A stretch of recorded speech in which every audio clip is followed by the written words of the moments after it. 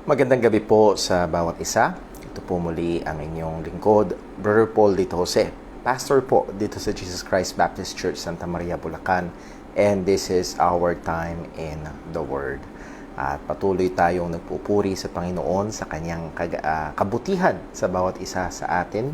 Patuloy na pagsusupply ng ating mga pangangailangan at lalo't higit sa kanyang biyaya na tayo ay kanyang inabot at iniligtas sa pamamagitan ng ating Panginoong Hesukristo. Bago tayo dumako sa atin hong pag-aaral ngayong gabi, and I'm very excited sa atin hong pag-aaral because it means it is connected very much sa puso ng Kristyanismo, that is the gospel, and we are studying about how to know that we are truly saved. Paano natin malalaman kung tayo nga ay tunay na ligtas, or in another way of saying it, paano natin malalaman kung tayo nga ay tunay na Kristiyano sang-ayon sa salita ng Panginoon. And we are going through this series, and our hope and our goal and our prayer to God is, number one, ay to help believers, to encourage believers na sila'y lalong tumatag at makita ang salita ng Diyos at tingnan ang description ng salita ng Diyos kung ano bang itsura ng tunay na Kristiyano, and makita na, sa biyaya ng Panginoon, Kristiyano nga talaga ako, and they will be strengthened in their faith, and they will have more rejoicing sa kanilang buhay pananampalataya. And another goal sa ating pag-aaral is to awaken the deceived. Gisingin yung nadaya, yung tao na akala niya siya ay Kristiyano, yung tao na buong akala niya siya ay tunay na Kristiyano, pero hindi pala siya totoong anak ng Diyos. Nawa ay ang liwanag ng salita ng Panginoon ang magpakita sa kanya ng tunay niyang kalagayan, at ito yung magtulak sa kanya na talagang lumapit, manampalataya sa ating Panginoong Hesukristo. At ito rin ay naglalayon upang mabantayan natin, magkaroon tayo ng mas tamang pananaw, una sa ating mga sarili, na sundin ang kautusan ng Panginoon na sabi nga ni Pedro, to give diligence to make our calling and election sure. Magbigay sikap, magbigay sipag na ating siguraduhin ang pagkatawag at pagkahirang sa atin ng Panginoon, or in another way of saying it, that we are truly in Christ, in the faith, truly saved, truly Christian. At yun ang layunin ng ating pag-aaral. So before we dive in sa ating review and pagpapatuloy ng ating lesson, ay ilang reminders po muna sa atin mga kapatiran dito sa JCBC.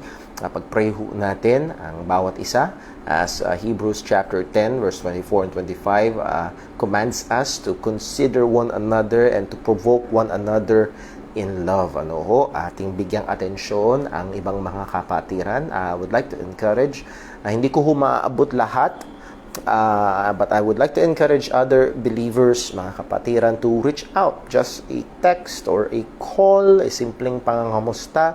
Lalo natin ngayon, sa panahon natin yung salamat sa teknolohiya, you can video call. Nagagalak ako kapag minsan I visit yung group chat ko ng mga ladies, at doon active sila sa pag-share ng mga testimony, pagbibigay ng mga prayer requests. So that is a blessing, and please keep doing that and reach out to others, encourage others to take part.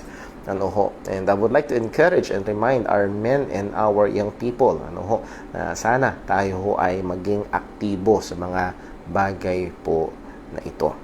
Okay, so nawa, I also gusto kong i-remind about isa sa Friday sa ating Time in the Word. After ng ating Time in the Word, we will have our prayer meeting or through Facebook room. So nawa, tayo bilang mga Kristiyano ay magkasama-sama sa atin hong pananalangin. And before we go to our prayer, as you can see, dito pa rin po ako sa ibang lugar, sa ibang bahay. Sa biyaya ng Diyos, ang aming internet ay na-reconnected na. But for some reason, this afternoon around 4 p.m. ay biglang nawala ang connection. At so balik ho ako dito para makapag-live stream. So I hope na maging maayos po lahat, and maging sa ating mga kapatiran ay maging maayos ho ang inyong pagtunghay sa atin hong time in the Word. So let's go to the Lord in prayer. Panginoon naming Diyos, aming Ama sa langit, muli kami ay nagagalak, nagpupuri sa iyo. Tunay, napakabuti mo. Ikaw ay tapat na Diyos. Kailanman ay hindi ka nagkulang. Nandun palagi ang iyong kamay na nakahawak, gumagabay at nagkakaloob sa aming mga pangangailangan. O Panginoon, salamat po. At lalo namin itong na-appreciate sapagkat alam namin, pagdating sa pagtatapat kami ay kulang. Kami ay mabagal. Sa kabanalan ng buhay, Panginoon, nandun ang aming kakapusan. Tulungan mo kami, Panginoon. Patuloy mo kaming hubugin pa sa wangis ng aming Panginoong Jesus. Patuloy mo kaming bigyan ng puso na may pagnanasa. Una sa lahat ay sa iyo, pagmamahal sa iyo, pagmamahal sa iyong salita. Pagnanasa sa iyong katotohanan, sa iyong kalooban. Patuloy mo kaming bigyan ng karunungan at nawa ang aming pag-aaral ngayong gabi ay magdagdag sa amin ng kaalaman. Kaalaman na hindi magbubunga ng kayabangan, kung hindi kaalaman na lalong magkukumporme sa amin sa wangis ng aming Panginoong Jesus.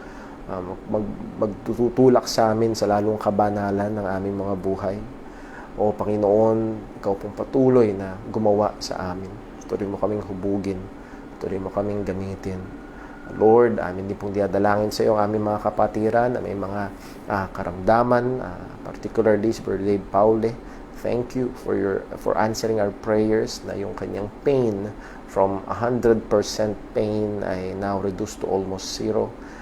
Lord, we're asking for your grace naman sa hyperextension na nararamdaman niya sa kanyang leeg. Nawa, if not lessen, Lord, we know na sa iyong kapangyarihan ay kaya mo itong daglian, pagalingin. Tulungan mo po siya. Nawa ang kalagayan niya ay lalong maglapit sa kanya, sa iyo, at lalong magsilbing mabuti at maliwanag na patotoo ng iyong biyaya. Lord, we do also pray para po sa iba naming mga kapatiran. Alam mo po ang mga kalagayan, hindi lamang po problema sa kalusugan, kung hindi nandoon ang ilang mga pamilya na may problema sa kanilang mga anak, may problema na hinaharap sa pinansyal. Lord, ikaw ang nakakaalam. Nawa, O Diyos, ay abutin mo. At ikaw magbigay ng comfort una sa lahat. Paalala mo sa amin kung ang ibon ay iniingatan mo at pinapakain mo, kami pa kaya? Kami pa kaya, O Diyos, na iyong mga anak. Lord, ikaw rin po, Panginoon, na magpaalala na hawak mo ang lahat ng bagay. Kaya po, Panginoon, tulungan mo kaming patuloy na umasa sa iyo, hindi sa aming sariling karunungan, kung hindi sa iyong katotohanan, sa iyong kalooban. Tulungan mo kami na lumakad ng isang buhay na karapat-dapat sa ebanghelyo na aming sinasampalatayanan. Muli, O Diyos, ikaw lamang po ang maluwalhati sa aming mga buhay, sa aming iglesia, at maging sa aming pag-aaral ngayong gabi, ikaw po patuloy na maitaas. Muli, O Panginoon, tulungan mo po ako bilang tagapagturo. At ganun din ho, tulungan mo po ang aming mga kapatiran at kaibigan na makikinig. Lahat ng ito, O Diyos, ay mauwi sa iyo ang kapurihan. Sa pangalan ni Jesus, ito pong aming dalangin. Amen. Okay, and again, I would like to encourage everyone, kung meron ho kayong mga prayer requests, please do send me a message para ho maipag-pray po natin. Ano po? Okay, dumako ho tayo sa review natin, and we are, as I've said earlier, ay pinagpapatuloy ho natin ang pag-aaral sa Marks of a True Christian, mga marka ng tunay na Kristiyano. And my favorite analogy or illustration dito ay yung pera. Pag pumunta ka sa bangko, kadalasan merong poster doon, dalawang picture ng pera, pero yung isa ay totoong pera, yung isa ay peking pera. At ang sabi ay ito ang mga katangian ng totoong pera. Naka-identify ang 7 or 10 marks ng tunay na salapi. At kung wala itong mga marka na ito doon sa picture sa kabila, makikita na yun ay hindi totoo. Excuse me lang po. Hindi tunay na pera. And in that same way, we are looking not at the poster but in the Bible. We're looking in the Bible, ano ba ang mga katangian ng tunay na Kristiyano, and with that, we will examine ourselves, sabi nga ho ni Pablo, and we will prove ourselves that we are really in the faith. Ating sisiyasatin, iimbestigahan natin ang ating mga sarili, ating susubukin ang ating mga sarili kung tayo nga ay tunay na mga anak ng Diyos. And we are doing this because, again, nandun yung biblical command. As we have said, sabi nga ni Pablo, examine yourselves whether ye be in the faith. That is a biblical command. Sabi ni Pedro sa 2 Peter chapter 1 verse 10, wherefore the rather, brethren, give diligence to make your calling and election sure. Magbigay pagsisikap daw.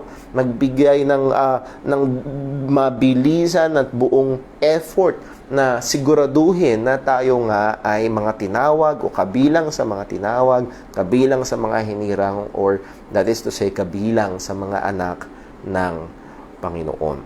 And in the course of our study, we defined two important terms, security and assurance. I hope na naalala ho natin yan. Security is true to all believers. Ang kaligtasan ay sigurado sa bawat tunay na Kristiyano, yung seguridad ng kaligtasan. That means, naniniwala tayo na sa ngayon sa Biblia, na pag ang isang tao ay tunay na Kristiyano, hindi maaring mawala ang kaligtasan na ibinigay ng Panginoon. As we have seen from the book of Romans chapter 8, the presence of the Holy Spirit, the declaration of the Father, we are justified, and the work of the Son, it is Christ that died and rose again, and in the right hand of God, and He make it intercession for us.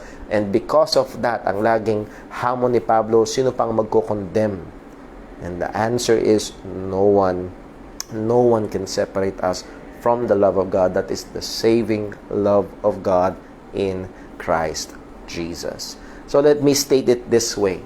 The slowest and the weakest of the saints, the fastest and the strongest among the sheep, are both secured in the hands of Christ. Ang pinaka-mabagal at pinaka-mahinang tupa at ang pinaka-mabilis at pinaka-malakas na tupa ay parehong secured sa kamay ni Kristo. So the security of our salvation is the same. Now, when it comes to assurance, doon nagkakaroon ng pagkakaiba. Dahil as we have studied, the assurance of salvation, yung kasiguruhan naman natin, yung isa, seguridad, ito ay nakabase sa Panginoon. Kasiguruduhan naman natin, ito ay personal, ito ay subjective sa bawat isa sa atin, ay ito'y nagbabago-bago ang antas sa bawat tunay na Kristiyano. It is a blessing of being truly saved. At sabi nga natin, it's varying to every believer because, as we will see later, ito'y very much connected. Well, tignan natin yun. It is connected to our sanctification. Buksan natin sandali doon sa 2 Peter. 2 Peter. Dahil baka may nagtanong, Brother Paul, bakit pagdating sa assurance, sa security, pantay-pantay, pagdating sa assurance, magkakaiba? I hope this will help sa 2 Peter chapter 1. 2 Peter chapter 1, and if your mind is going to verse 10, and rightly so, sabi kasi ni Peter sa verse 10, make your calling and election sure. Pero bago niya sinabi on, let's backtrack muna sa verse 5. Anong sabi niya sa mga mananampalataya? Ang sabi, and beside this, giving all diligence, add to your faith virtue, and to virtue knowledge, and to knowledge temperance, and to temperance patience, and to patience godliness, and to godliness brotherly kindness, and to brotherly kindness charity. For if these things be in you, and abound, they make you that ye shall neither be barren nor unfruitful in the knowledge of our Lord Jesus Christ. But he that lacketh these things is blind, and cannot see afar off, and hath forgotten that he was purged from his old sins. Wherefore the rather, brethren, give diligence to make your calling and election sure. For if ye do these things, ye shall never fall. So, what are these things? Yung lahat ng sinabi niya sa verse 5 hanggang verse 8. Add. If you do these things, we should give diligence in doing these things. Doon natin magkakaroon tayo ng kasiguruhan as we add. And that is, hindi ito nagdadagdag para ka maligtas, but ito yung ang larawan nito ay ikaw ay lumalago. And because of this truth, dito itinungtong ni Apostol Pedro yung assurance, not security, but assurance of our salvation. Make your calling and election sure. It is tied to and founded upon our sanctification. And as we know, sang-ayon din sa salita ng Diyos, ang progress ng sanctification sa bawat Kristiyano ay magkakaiba. Therefore, ang antas ng assurance sa bawat Kristiyano ay magkakaiba din naman. At ang bawat Kristiyano may iba't-ibang sitwasyon, as we have said before, maaaring magdulot ng question, duda minsan sa assurance ng salvation. Halimbawa ay karamdaman or madalas ay kapag nahuhulog sa kasalanan ng mananampalataya ay nahandoon yung nagkakaroon ng Kristiyano nga ba ako, ba't ganito? Or Kristiyano nga ba ako, ba't ko nagawa yun? Dumarating doon. Again, it is in the area of sanctification. So pagdating sa assurance, it varies. It is subjective. Iba-iba sa bawat tunay na Kristiyano. So nahandoon ang utos pa rin ng salita ng Diyos. Give diligence to make your calling and election sure. Examine yourself whether ye be in the faith. And again, we are looking at the Bible for the standard, kung ano ang basihan ng pagiging paano natin matitiyak na tayo nga ay tunay na mananampalataya. As we have said, number 1, there must be genuine faith in the true gospel. May tunay na pananampalataya sa tunay na ebanghelyo, and dalawang ito ay dapat nandoon. Kung hindi tunay ang pananampalataya, kahit totoong ebanghelyo, walang kaligtasan.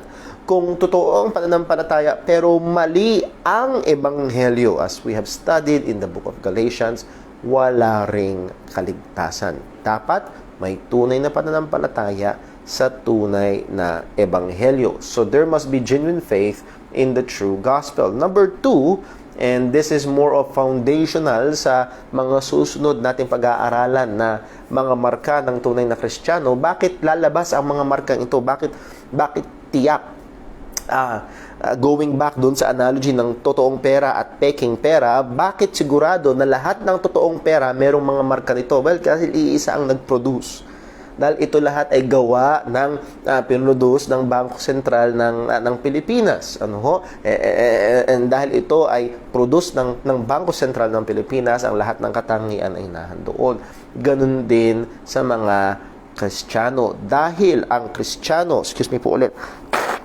Kristiyano ay produkto ng Panginoon, gawa ng Panginoon, sigurado ang mga marka ay lalabas or makikita sa isang tunay na Kristiyano. And we looked at 2 Corinthians chapter 5 verse 17. Ang sabi, therefore if any man be in Christ, he is a new creature. Or even in the Greek, he is a new creation. Bagong nilikha ng Panginoon. Old things are passed away. Behold, all things are become new. And so, siya ay produkto ng Panginoon. And this does not only show na magkakaroon ng pagbabago ng ugali, at madalas nga, sabi nga natin, ang verse na ito ay ginagamit para lang i-push na dapat merong pagbabago sa buhay, and there should be, at kagaya susunod nating punto. Pero ito yung foundation. This is a spiritual truth sa isang totoong Kristiyano. Siya man ang pinakamamagal at mahinang tupa or pinakamalakas o at mabilis na tupa sa kawan ng Panginoon, they are both new creation by God. Ito ho ay internal, spiritual, supernatural, radical, and definite change na ginawa ng Panginoon sa isang totoong Kristiyano. And as we pointed, because a true believer is the product of God's sovereign saving grace and the supernatural work of God, it is certain that the biblical marks of a true believer will exist and will be manifested in the life of a child of God.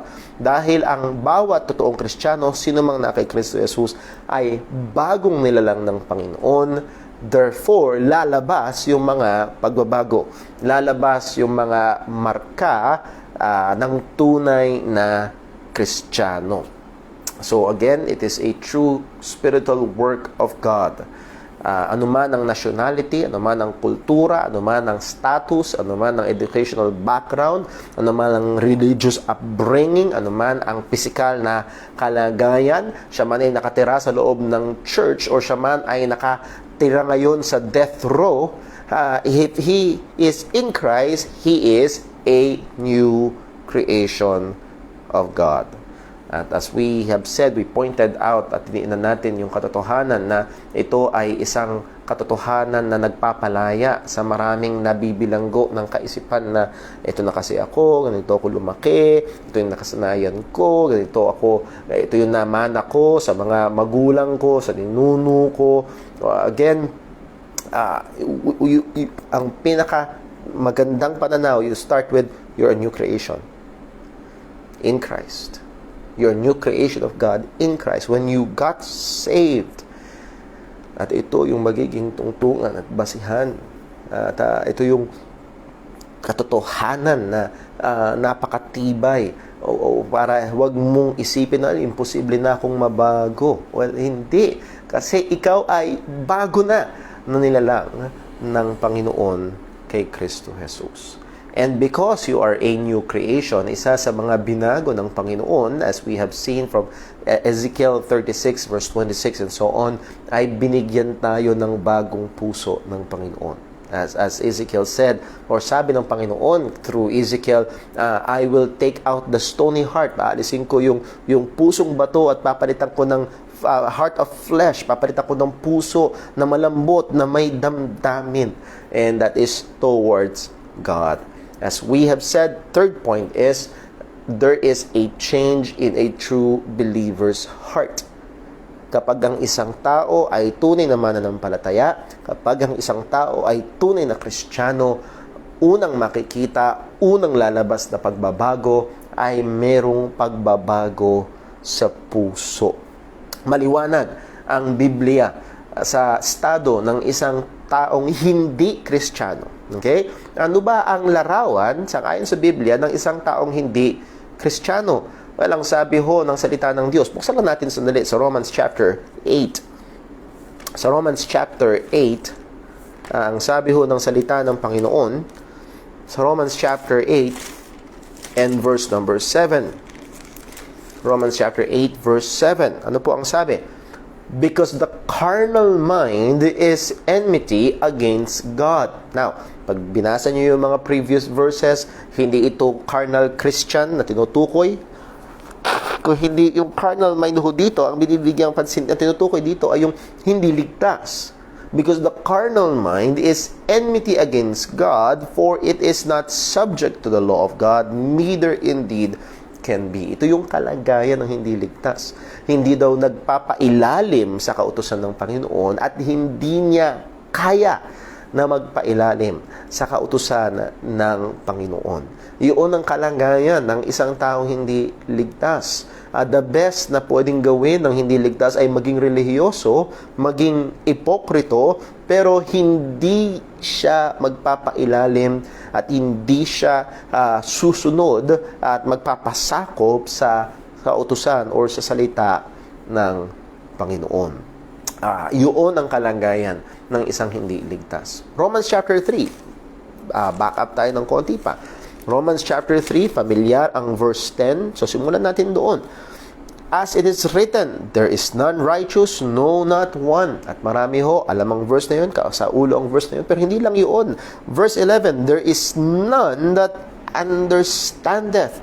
There is what? None that seeketh after God. Wala daw humahanap sa Diyos. Kaya nga tama na ang church ay kailangang maging seeker-sensitive, but kailangan lang i-define natin who is the seeker. And that is not man. The seeker is God. For the Son of Man is come to seek and to save that which was lost. And we must be sensitive to the Son of Man, to Jesus Christ, to the head of the church. Sa Kanya tayo dapat maging sensitive. Nevertheless, ang punto dito ay no man seeketh after God. Ito ang kalagayan ng isang taong hindi ligtas. Yes, pwedeng misunderstood na maraming mga tao na naghahanap ng things of God but not God. Halimbawa, pag tinanong mong tao, saan mo gusto pumunta pag namatay ka? Sabihin nila sa langit. Almost every time, kapag tinanong natin ng mga tao, gusto nila sa langit. Pero maraming mga tao gusto sa langit pero ayaw sa Diyos. Ayaw nila sa Panginoon pero gusto nila sa langit. Kasi sa langit, wala akong problema doon. Hindi ako mahihirapan doon. Komportable ako doon. Wala na akong utang doon. Hindi na ako magkakasakit doon. Masarap ang kalagayan ko doon. At pag tinanong natin ng mga, yes, gusto nila sa langit dahil kay ako. Hindi dahil sa Panginoon. And by the way, the Christian desire is to be absent from the body is not to be present in heaven, but to be present with the Lord. With the Lord. And heaven is heaven because the Lord is there. So, ayaw ng tao, walang humahanap sa Diyos. John chapter 3.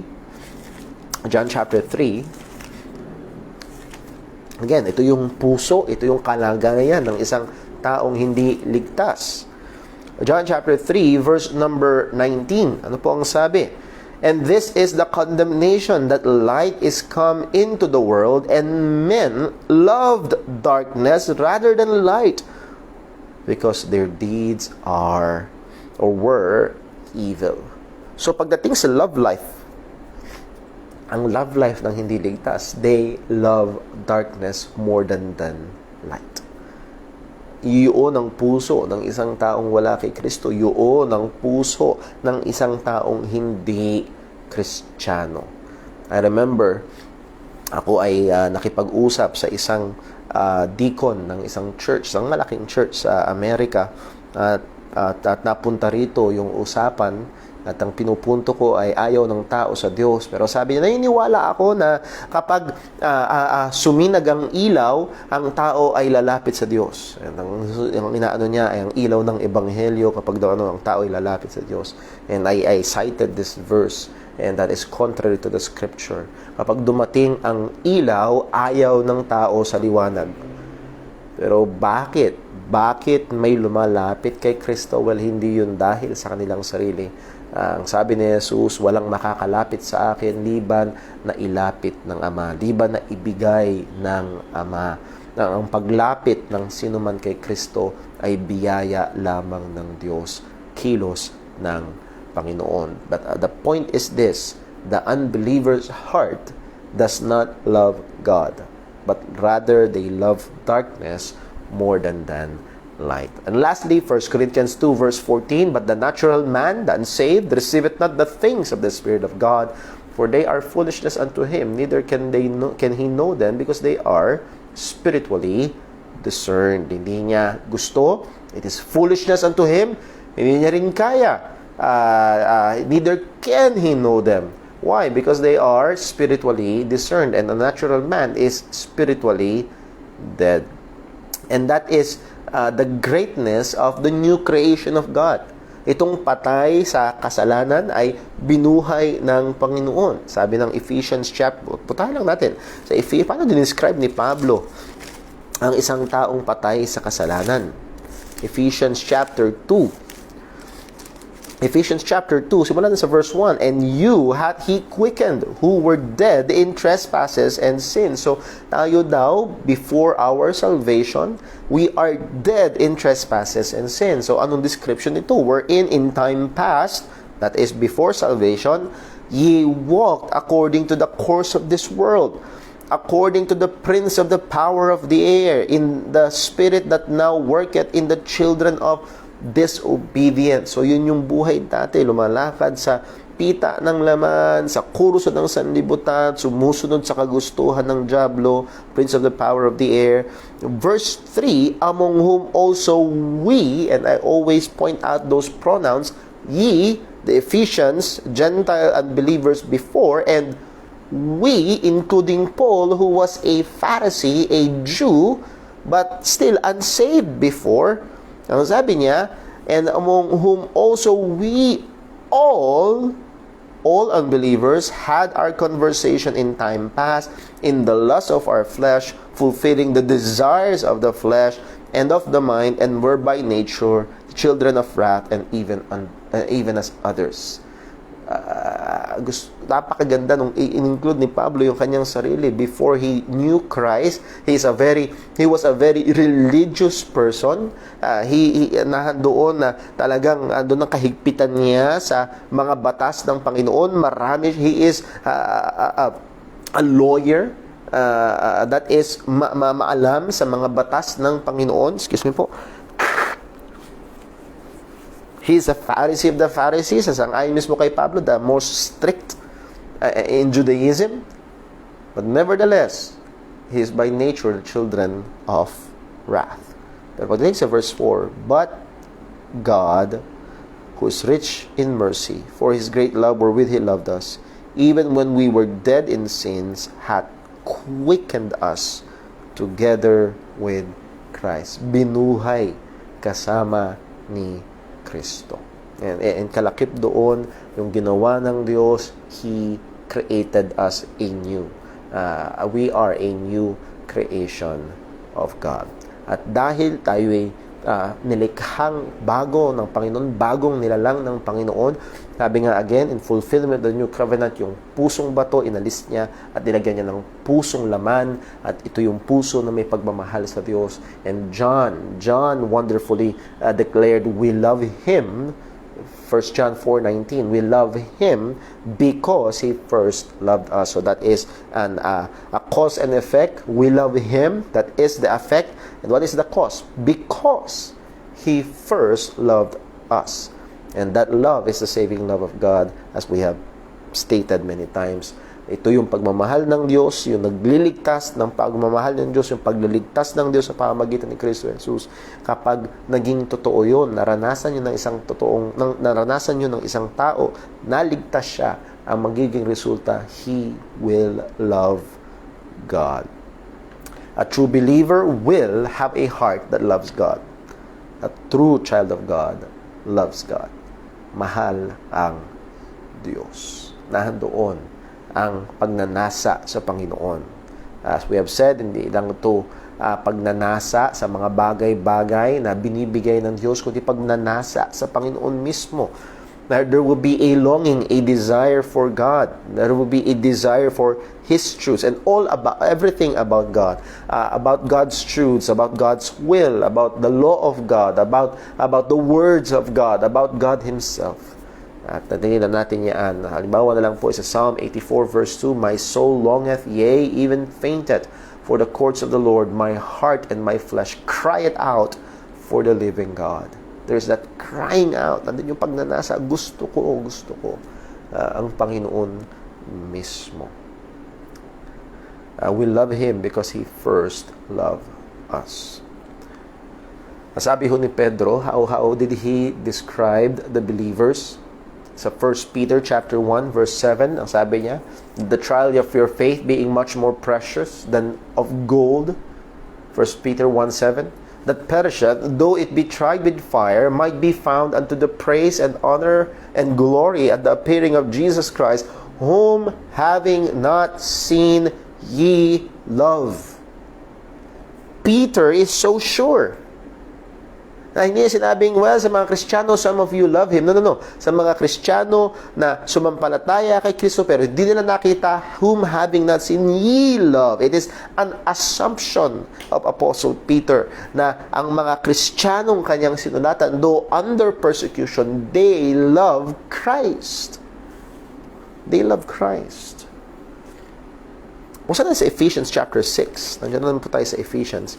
Ephesians chapter 6, verse 23. Again, bandang dulo na ho ito actually dulo talaga ng Ephesians. Ephesians chapter 6 verse 23. And these are the parting words ni Apostle Paul sa mga taga-Ephesus. Peace be to the brethren, that is the mga mananampalataya, and love with faith from God, the Father of our Lord Jesus Christ. And then sa verse 24, meron din siyang inaddress na grupo ng mga tao. Grace be with all that love our Lord Jesus Christ in sincerity. So this is another way of saying sa verse 23, peace be to the brethren. And then paano niya dinescribe yung brethren sa verse 24? Grace be with all them that love the Lord Jesus Christ. So this is just another way of saying brethren, believers, saints, lovers of Christ. Yun ang katangian, yun ang kalagayan ng isang tunay na Kristiyano. And we looked at also a very on the flip side, grace be with all that love our Lord Jesus Christ. Pero paano yung mga hindi nagmamahal kay Kristo? Well, sabi rin ni Pablo sa 1 Corinthians. Let's go back to this text. 1 Corinthians chapter 16 verse 22, ang sabi niya, if any man, even a pastor, if any man, kahit na isang taong maraming alam sa doktrina, if any man, kahit 10 taon na siyang uma-attend sa church, if any man, kahit na pag tininan mong buhay niya, sasabihin mo, mabait naman siyang tao. If any man love not the Lord Jesus Christ, let him be anathema. Maranatha. And as we have studied, the word anathema, kapareho doon sa Galatians chapter 1, verse 8 and 9, let him be accursed. That's the word anathema. The curse of God fall on him. Bumagsak, dumating nawa. That is speaking of damnation, yung hatol ng Panginoon. Kung hindi niya mahal ang ating Panginoon. Anong assumption ni Pablo? What is the assumption that we can get from this text? If a person does not love Christ, he is not of Christ. Hindi siya kay Kristo. Hindi siya Kristiyano. Dahil ang isang totoong anak ng Diyos ay bagong nilalang ng Diyos at isa sa mga binago ng Panginoon. Yung pusong bato ay inalis niya at nilagyan niya ng pusong laman. Mahal niya ang Diyos. So the question is, do you love God? Do I love God? Sabi nga ng isang pastor, I'm not asking, do you love God perfectly? Because we cannot do that in this side of eternity, where there are still indwelling sins, nagkakasala pa rin tayo. Again, if you love me, keep my commandments, and we are not keeping His commandments perfectly, and we are not loving Him perfectly in this, again, this buhay na ito. But the question, sabi nga, I believe, si R.C. Sproul, kundi si R.C. Sproul, si John MacArthur, sabi niya, the question is this, do you love Him at all? Mahal mo ba si Jesus? Dahil kung hindi, you're not saved. Again, pero kung nandoon ang pagmamahal kay Kristo, nandoon ang gawa ng Panginoon. And as we study, makikita natin, ano bang itsura nito? Sabi ko nga nung ating pagsisimula, ang mga punto na ito ay magkakakonekta. These are not stand-alones. No? These are all together connected. As we study, makikita natin yung larawan ng isang tao. Ano ba itsura ng totoong Kristiyano? Well, mahal niya si Jesus. Ano bang itsura ng isang nagmamahal kay Jesus? Nagmamahal sa Panginoon. And as we study, ay makikita natin ito. Excuse me po. So number 3, there is a change in the believer's heart. Ang isang tunay na Kristiyano, may pagbabago sa puso. And number 4, there is a change in a true believer's life. There is a change in a true believer's life. Merong pagbabago sa buhay ng isang totoong Kristiyano. May pagbabagong nangyari at nangyayari patuloy sa buhay ng isang tunay na mananampalataya. Or in one word, pwede natin sabihin to sa theology, ang isang salita na magde-describe dito ay ito, sanctification. The process of sanctification ay nagsimula at nagpapatuloy sa buhay ng isang tunay na mananampalataya. As we have said, a true believer is a new creation of God. At sabi nga ho ni Pablo sa Ephesians chapter 2 verse 10, we are created unto good works. For we are His workmanship, created in Christ Jesus unto good works. So, yun yung direksyon, yun yung disenyo ng Panginoon dito sa new creation na ito. Ang new creation ng Panginoon is designed to live out good works. Makita ang kabutihan sa kanyang buhay. So here's another clear picture. Isang malinaw na larawan, katangian ng pinipinta ng salita ng Diyos na itsura ng isang tunay na anak ng Diyos. Siya ay isang tao na dumaraan sa proseso ng pagbabanal ng kanyang buhay, or the process of sanctification. Sa theology, ang tawag ho ng iba rito is progressive sanctification. With the very word progressive, nagpo-progress, umuunlad, tumitindi, umuusad sa tamang direksyon. And sanctification is kabanalan. So it is a progress, it is a process na nangyayari sa buhay ng isang tao. Let me read some definitions ng sanctification. Una, let me read Wayne Grudem from his Systematic Theology. Sabi niya, sanctification is a progressive work of God and man that makes us more and more free from sin and like Christ in our actual lives. Napakaganda, brief definition, pero naglalaman ng katotohanan. Ito'y progressive work ng Diyos, pero mahalaga at didiinan din natin ito sa mga susunod na pag-aaral at ng tao na kung saan tayo ay lalo at lalong nagiging malayo sa kasalanan at lalong nagiging kawangis ni Kristo sa ating mga aktwal na buhay. At maganda yung diniinan niya, aktwal na pamumuhay.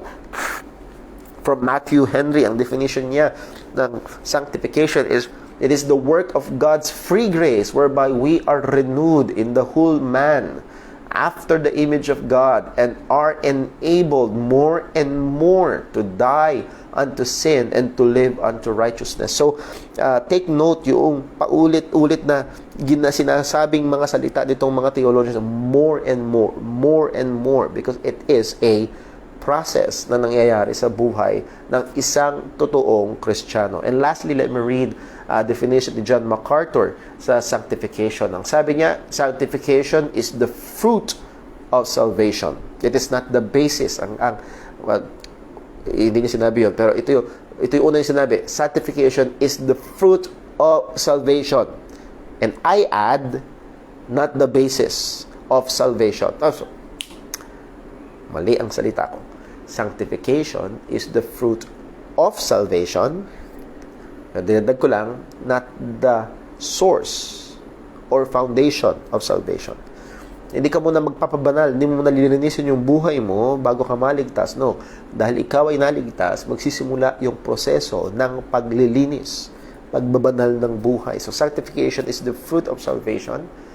It's the transforming process by which God's people shed their past sinfulness and grow to reflect His wholeness, God's wholeness. And if you truly belong to God, you're undergoing the process of sanctification right now. And that is the point. If you truly belong to God. Kung ikaw talaga ay nasa Diyos, na kay Kristo Jesus, bagong nilalang ng Panginoon, pagmamayari ng Diyos, isang Kristiyano, you are right now going through the process of sanctification. Hindi po pwedeng hindi. So let us look at some important truths about sanctification. Number one, sanctification is progressive. Or, another word, it is a process.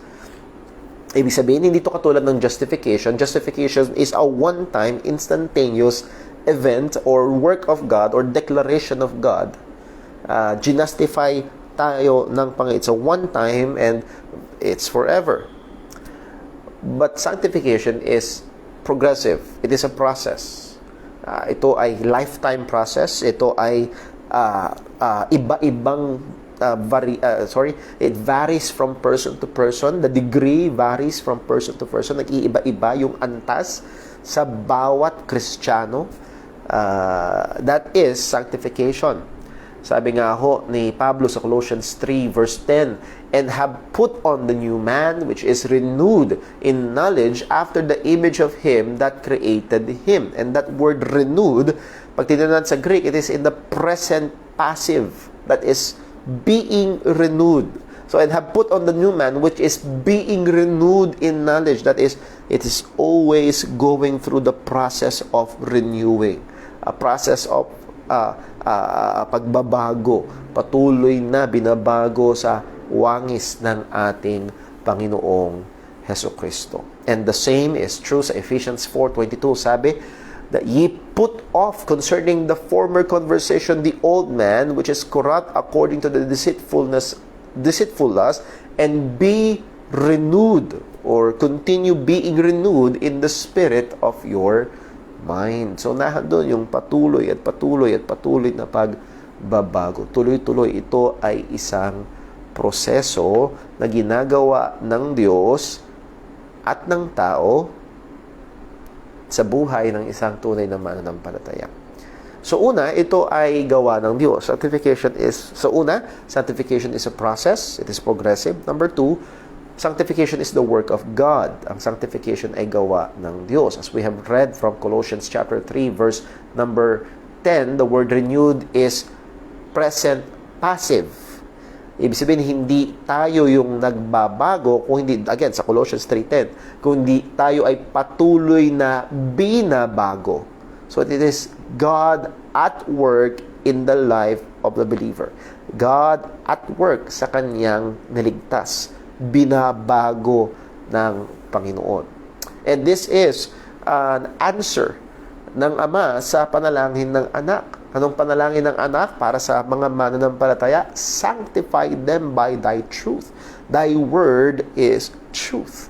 And God answers that prayer of Christ in every believer nung tayo ay naligtas. Ang pag-sanctify, pagbabanal na gawa ng Panginoon sa buhay ng Kristiyano ay nagsisimula at nagtutuloy-tuloy. So, it is the work of God. Again, we are His workmanship. We are His product created in Christ Jesus unto good works. So, number one, sanctification is a process. Number two, sanctification is the work of God. And number three, sanctification is the work of man. Sanctification is the work of man. Now, contrary sa view ng iba, hindi lang ito basta let go and let God. No. Let's go with God. Dahan doon yung ating effort. Contrary sa view ng iba, sanctification it also involves the work of the person being sanctified. Contrast sa justification. Ang justification is purely the act and the work of God. Sa sanctification, it is God working in the life of the man and also the man working in putting his effort para magpakabanal sa kanyang buhay. That's why, as we have said, it is subjective. Kung ito'y purely gawa ng Panginoon, ito'y magiging pare-pareho sa bawat tao. Yes, it is the work of God. But there is that human side sa sanctification. That's why ito ay magkakaiba-iba sapagkat iba-iba ang effort na pinuput ng Kristiyano sa kanilang sanctification. We know that. Bilang mga mananampalataya, may pagkakataon, may araw na napakasipag mo, may araw naman na alam mo na ang kupad ang usad mo sa pagpapakabanal, may mga araw na very conscious ka sa mga bagay patungkol sa Panginoon, at may dumadaan din naman na mga araw na parang dumaan ang buong araw na parang hindi mo nabigyan ng ganung kaisipan ang patungkol sa mga bagay ng Diyos. So again, this is subjective thing sa buhay ng isang mananampalataya. And the Bible is full of commands. Inuutusan ang mga Kristiyano na magkaroon ng pagbabago sa kanilang mga buhay. So yes, it is the work of God, malinaw yun sa Bible, but it's also malinaw na doon yung work or effort ng tao doon sa sanctification. Romans chapter 12, verse 2, ang sabi, "And be not conformed unto this world, but be transformed by the renewing of your mind, that ye may prove what is that good and acceptable and perfect will of God." And dito naman, yung renewing is not passive but active. We must be actively renewing our mind. At kung napansin nyo doon sa mga nakaraang verse, Ephesians and this sa Romans, ang pinagsisimula nito is the mind, yung kaisipan. As we fill our mind with the truths of God, with the will of God, ay doon magbabago yung ating buhay. Kaya ganun na lang yung panalangin ni Pablo sa Colossians. Buksan natin sandali sa Colossians chapter 1. Colossians chapter 1, ang sabi ni Apostol Pablo sa verse number 9, "For this cause we also, since the day we heard it, do not cease to pray for you, and to desire that ye might be filled with the knowledge of His will in all wisdom and spiritual understanding." So, knowledge, wisdom, spiritual understanding, yun ang panalangin ni Pablo para sa mga mananampalataya na sila'y mapuno. Again, that is progressive. Pagdating sa verse, and that, anong resulta? That ye might walk worthy of the Lord. So makikita ho natin, this is an action, a cause and effect.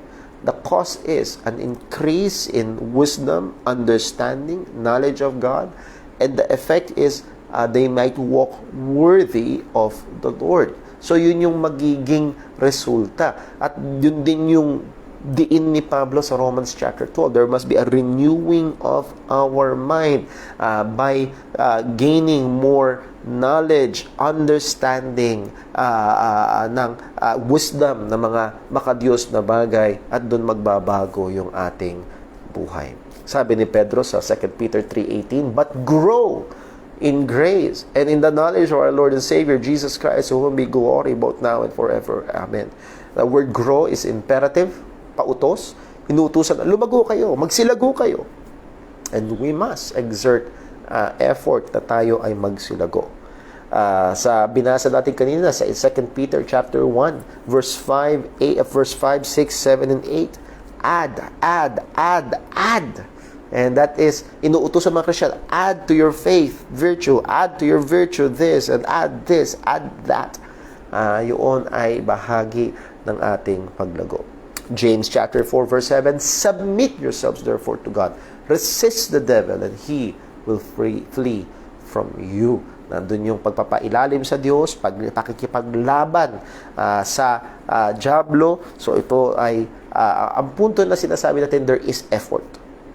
Ayan lang to, let go and let God. No. That is unbiblical. We must let God work in us, and we will work also by the grace of God sa atin pagpapakabanal. So even if it involves the work of man, it is still based upon the grace of God. Kahit na ito ay tinatawag tayo ng Biblia na tayo ay magsumipag, na tayo ay gumawa, na tayo ay talagang mag-exert ng effort para tayo magpakabanal, ay malinaw din sa Biblia, lahat ng sipag, gawa at effort na ito ay biyaya ng Diyos. As Apostle Paul said, for by the grace of God, I am what I am, and the grace that was given to me was not in vain, for I labored more abundantly than they all, yet not I, but the grace of God which was with me. So, biyaya ng Panginoon. At yun din yung sinabi niya sa mga taga-Philippians, sa Philippians chapter 2, verse 12. Wherefore, my beloved, as ye have always obeyed, not as in my presence only, but now much more in my absence, work out your own salvation with fear and trembling. And I always make it a point to stress, not work for your own salvation, but i-work out mo yung salvation mo. Sa magandang illustration na narinig ko doon ay pag-workout, as in literally sa gym, nag-workout ka, you work out your muscle. Nandun na yung muscle, pero wino-work out mo yung muscle. Work out yourself. Nandun na yung salvation, but it must be worked out. Ma-exercise, makita, lumago pa. At ang sabi ni Pablo sa verse 13, and this is the point, for it is God which worketh in you, both to will and to do of His good pleasure. So even in our working out of our salvation, in our sanctification, every effort, nagising ka, tinatamad ka magbasa ng Bible, by the grace of God, you put effort. At nandun yung pagkakataon na nandun yung pananalangin, you give effort. Nagset ka ng schedule, nagset ka ng goal, and you try your best by the grace of God to keep it up. It is God which worketh in you, in us both to will and to do of His good pleasure. So it is the work of God and man, but the work of man is still through the grace of God in sanctification. As we have said, there will be varying degrees pagdating sa sanctification of every true believer because na nagdumadaan sa proseso na ito. So, bilisan na lang ho natin. Just give me 2 more minutes. So, number 1, sanctification is a progressive, is a process. Number 2, sanctification is the work of God. Number 3, sanctification involves the work of man. Number 4, the goal of sanctification is Christ-likeness. The goal of sanctification is Christ-likeness. As Christ fully and fully obeyed and submitted Himself to God in all aspects, we also must strive to do the same. Ang patong si Kristo, ay sumunod, buo, nagpailalim sa kalooban ng Ama. He perfectly obeyed the will of God, the commands of God. That is also our goal, to be Christ-like. Maging kawangis ni Kristo. And this is the work of God. Sabi ng Panginoon sa Romans chapter 8, for whom He did also foreknew, did He also predestinate to be conformed in the image of His Son. Na tayo ay makomporme sa wangis ng ating Panginoong Jesus. Yun ang goal. And lastly, number 5, sanctification affects our actual lives. Andun yung actual na epekto. Andun yung epekto sa ating actual na buhay. Ito'y nakikita. Ang sanctification na hindi lamang pakiramdam, ang sanctification na hindi lamang idea, hindi lamang to positive thinking, hindi lang to verbal pronouncement, hindi lang to religious activities. Nabanggit yung religious activities. Isa ho siguro sa i-reveal nitong pandemic na nangyari, na napakadaming religious activities ang nahinto. Pero supposed to be, yung sanctification ay tuloy-tuloy pa rin. Even without the religious activities or programs in the church. Hindi lang to religious activities, hindi lang to intellectual improvement. It involves all this. Sa sanctification, nandun yung feelings, nandun yung thinking, nandun yung intellect, nandun yung paglilingkod. But it's much more than that. It is everyday living. Excuse me po. Siguro ho, i-close ho natin ang ating pag-aaral ngayong gabing ito sa isang passage na napakaganda. Sa 1 Corinthians chapter 6, buksan po natin. Pasensya na ho, mukhang sumusumpong yung allergy ko. 1 Corinthians chapter 6, let us finish here. Hindi ho tayo matatapos. 1 Corinthians chapter 6, verse number 9. Know ye not that the unrighteous shall not inherit the kingdom of God? Be not deceived. Neither fornicators, nor idolaters, nor adulterers, nor effeminate, nor abusers of themselves. By the way, yung effeminate dyan is homosexuality. Nor abusers of themselves with mankind, nor thieves, nor covetous, nor drunkards, nor revilers, nor extortioners shall inherit the kingdom of God. Sa madaling salita, walang makasalanan na papasok sa kaharian ng Diyos. Wala. Pero napakaganda sinabi niya sa verse number 11. And such, what's the next word?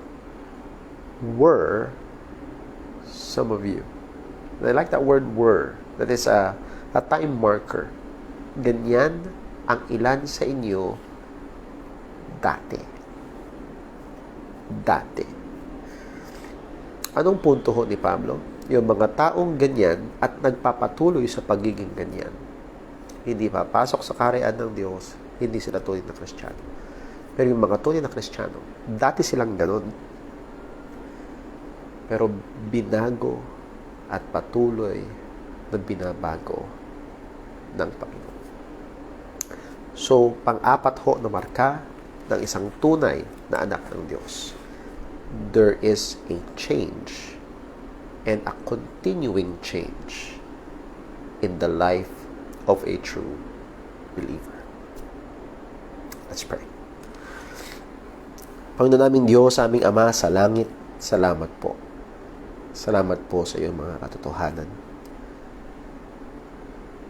Salamat po sa iyong mga paalala. Panginoon, higit sa lahat, salamat po sa ginawa mo. Na ikaw ang nagsimula ng mabuting gawa sa amin. Salamat po ng biyaya mong nagsimula ng mabuting gawa ay tuloy-tuloy na gumagawa sa amin para kami baguhin sa wangis ng aming Panginoong Hesukristo. Salamat po, Panginoon, na hindi kami nakadepende sa aming sariling lakas, sa aming sariling talino, sariling sipag. That is your grace that is continually at work. Salamat po sapagkat meron kaming tungtungan na katotohanan. Kung kami na kay Kristo, kami bagong nilalang. At dahil kami bagong nilalang lalabas, at mangyayari ang mga tunay na pagbabago. Salamat po, O Diyos. Lord, ng mga katotohanan mong ito'y gamitin mo. Una, para humamon pa sa amin bilang mga mananampalataya. Hanggat kami buhay, ang proseso ng pagbabanal ay patuloy at dapat umuunlad sa buhay namin. At Panginoon, gamitin mo rin ang katotohanan ito para gisingin ang mga nanadaya ang sarili na alam nila na walang pagbabago. Una sa lahat, alam nila na walang binagong puso. Alam nila na ang karamihan ang ginagawa nila ay kaipokritohan lamang. At wala talagang kilos ng iyong biyaya sa kanilang buhay. O Panginoon, mahabag ka po. Gamitin mo ang liwanag na ito ng iyong salita para makita nila ang kanilang tunay na spiritual na kalagayan. Mahabag ka po.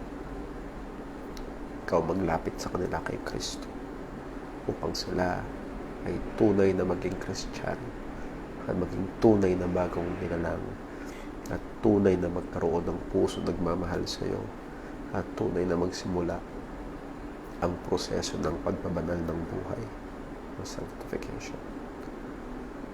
Tulungan mo kami, Panginoon, sa pagpapatuloy ng aming mga pag-aaral sa mga susunod ka pong kababay sa amin. Mahabag ka po sa amin. Ingatan mo kami. Salamat. Salamat sa bawat isa na kapanood. Nawa, O Diyos, patuloy mong luwalhatiin ang iyong pangalan sa pamamagitan ng aming mga buhay. Lahat ng ito dalangin namin sa pangalan ng aming Panginoong Jesucristo. Amen. Well, muli mga kapatid, pasensya na ho. Mukhang nagpo-progress yung aking allergy habang tayo ho ay nag-aaral. And I pray and hope na naging blessing ho at kahit paano ay nakatulong sa ating pananampalataya ang ating mga pag-aaral ngayon. If you find this a blessing and you see it worthwhile na ito'y i-share sa inyong mga kaibigan through Facebook, please do so. Nawa, pray natin na ito'y patuloy na gamitin ng Panginoon sa iba. God bless po. Ingat po tayong lahat.